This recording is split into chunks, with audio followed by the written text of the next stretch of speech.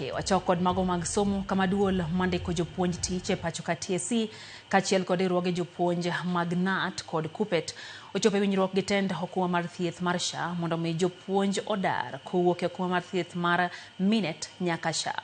Kata kamano tend riwruog jopuonj go duto osingo ni poni chenro okodhi kaka ochan biro chunogi mondo mi gibol SHA. Efinya kidi chakono rameny piny. Osebedo ywaruok kind jopuonj kachiel kod piny owacho mar mondo mi jopuonj odonjo okumba mar thieth manyien mar SHA kaluwore ni orak margi kod okumba ma gisebedo ka gitiyogo chopo giko. Gikone to koro winjruok ochope to kromo ma obagi e kind duol mochung'ne ndiko jopuonj tich pachoka Teachers Service Commission, riwruoge jopuonj mag NAT kod KUPPET kachiel kod tend okumba mar thieth SHA. Tend riwruoge jopuonj olando ni jopuonj koro biro dar kowuok e okumba mar MINET nyaka SHA. Okumba mowinjore gi chak tiyogo chakre tarik 1 dwe mar 12 higani. What we've agreed is that we are transitioning to SHA with effect from 1st of December 2025. As you are aware, the medical scheme for teachers under MINET is coming to an end on 30th of November. We are working towards a seamless transition of our teachers to the new medical scheme. Sisi hatujakataa mfumo wa SHA, lakini tunataka miundombinu ambayo iko iwekwe na iwe wazi kwa kila mwalimu aone. Wakija wakituwekea inpatient ndio hii, optical ndio hii, maternity ndio hii. Sisi nasi tutakuwa na option ya kuambia waongeze ama iko sawa. Kaluwore ni jopuonj osechwalo ywak margi ni ok ging'eyo ber ma SHA biro miyogi, jagoro maduong' mar riwruog jopuonj sekondar KUPPET Akello Missori owacho ni nyaka tend SHA tim kare ma chiwo puonj ni jopuonj e wi ber mar okumba ma kamano eka gibiro bedo kod yie ni ok gibi yudo lal. I think it is not a very bad scheme. It is a scheme which at least many of our teachers will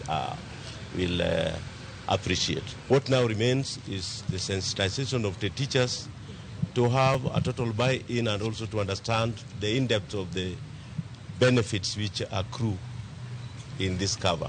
We hope the Teacher Service Commission will do all the due diligence such that the teachers of this country benefit from excess of loss and also the ex gratia. Korka kore jagoro maduong' mar riwruog jopuonj mar NAT Soyu olero ni kapo nono chenro kodhi nyime kaka giwinjore kendo chano gibiro jwang'o okumba mar SHA kaluwore gi chik. I want to assure our members that this scheme has a very clear cancellation clause that calls for a notice to be given within 30 days. I think I'm right.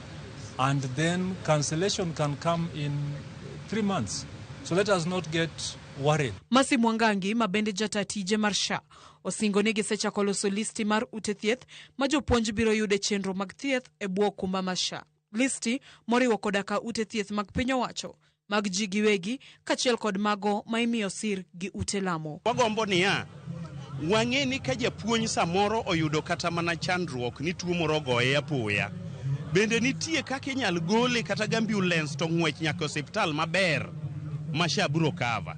To bende nitie ndege manyalo kwanye ng'wech. We're looking at expanding this list to include level 6 hospitals, level 5 hospitals, level 4 hospitals, level 3A, B hospitals, and level 2 hospitals. In terms of ownership, public, private, FBO. So the offering here for teachers will actually be much improved and expanded, together with also access to chronic conditions. There'll be no pre-qualifying that happens in the private sector. A teacher who has a chronic condition will be able to come in and access SHA. Efinya kidi, Ramogi TV, Nairobi.